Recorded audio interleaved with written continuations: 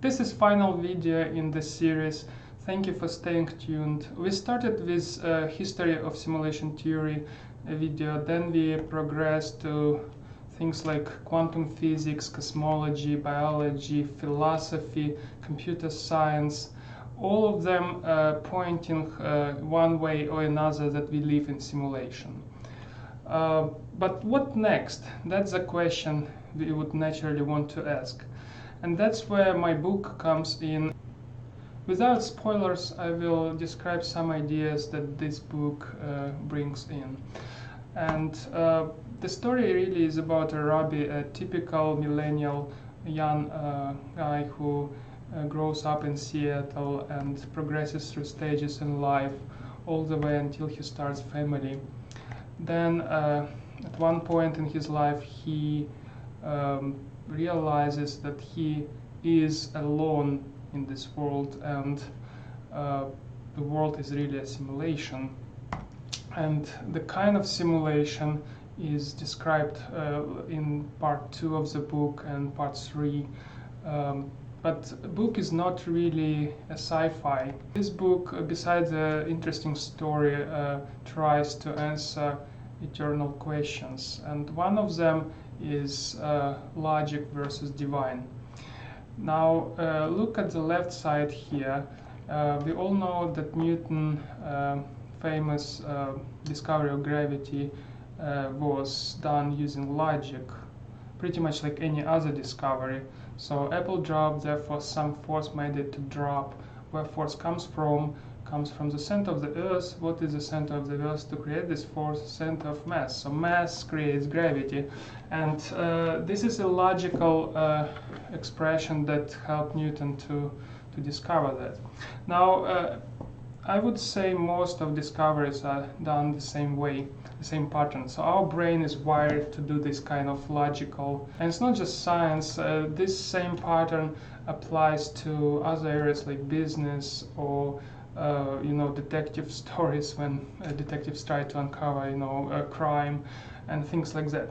But logic is very easy to understand for us humans, right? Now look on the right side where we have divine. Denying that I made it, making pies on Sunday night, gluttony, setting my heart on money, and so on. These sentences were written by Newton himself, and he was writing those scenes because he probably was not happy with them, and that conscience, that understanding of good and evil, was driving him to write this on a piece of paper. And these two are really separate things if you look at that. This is logic helping him to make discoveries. This is something else. So this is interesting, right? By the way, if Newton didn't discover gravity, somebody else would. For example, India claims that their scholars discovered gravity earlier than Newton. And if you look at other scientific discoveries, they kind of naturally come. Of course, there are geniuses that kind of accelerate this process, but it's just a process, and we will discover those things anyways at some point in time. Now, what is divine? That is a very interesting question. And what you can see here is a famous Dilbert cartoon made by Scott Adams, who is not just a cartoonist but also a philosopher. He has some good books. And he's, by the way, a proponent of simulation theory. Now, I find this cartoon divine. Why? Because it's funny. He come up with it himself. Scott Adams thought about it and created it on a piece of paper or something, and it is fun to see. And all these small things in life, when they're new, they are divine in some way. Some in bigger ways, some in smaller ways. But this is not logic. Do you see where I'm going? So divine, in my view, manifests in things like science, art, love, passion, inspiration, business, bravery, trust, and so on. All this immaterial, hard to explain, not always logical things are divine things. Humans understand logic very well, but not the divine. Why? Philip K. Dick, a famous novelist who first came up with a novel called The Trouble with Bubbles in 1953, described essentially simulation in fiction.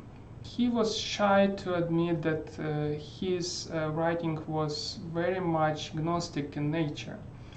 Gnosticism came before Christianity, and it's a collection of myths from that area where Jewish population lived, and it's really, to me, just a mythology, just like any other mythology, like Greek mythology, for example. But there is something interesting about those stories in regards to simulation theory. Very briefly, the main idea of Gnosticism is that there was this perfect being monad that was not material at all, and there was Sophia, kind of produced by monad essentially, and Sophia was also not material being. And then this kind of semi-god, I cannot even pronounce this name, was created with Earth, and that was material world where humans live.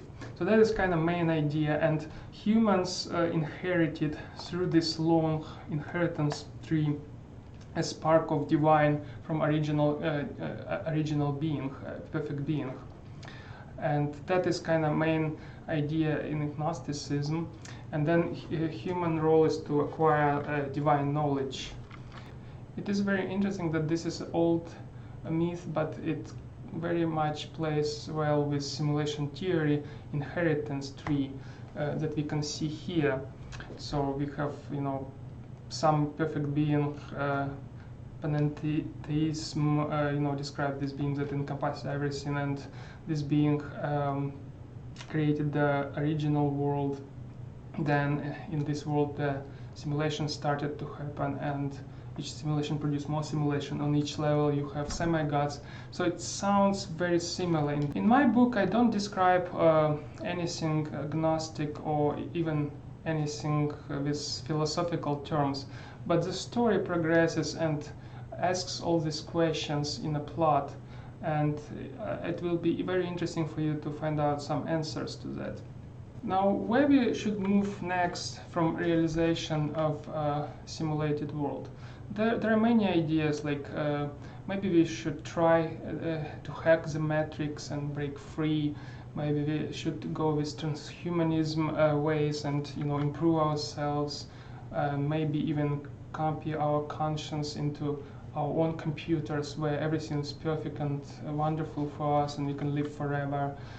Or maybe we could do what Nietzsche was thinking about, and every person should just be concerned with his own world creation. Just surround yourself with your own things that you love, and that will kind of create your microcosms just for you.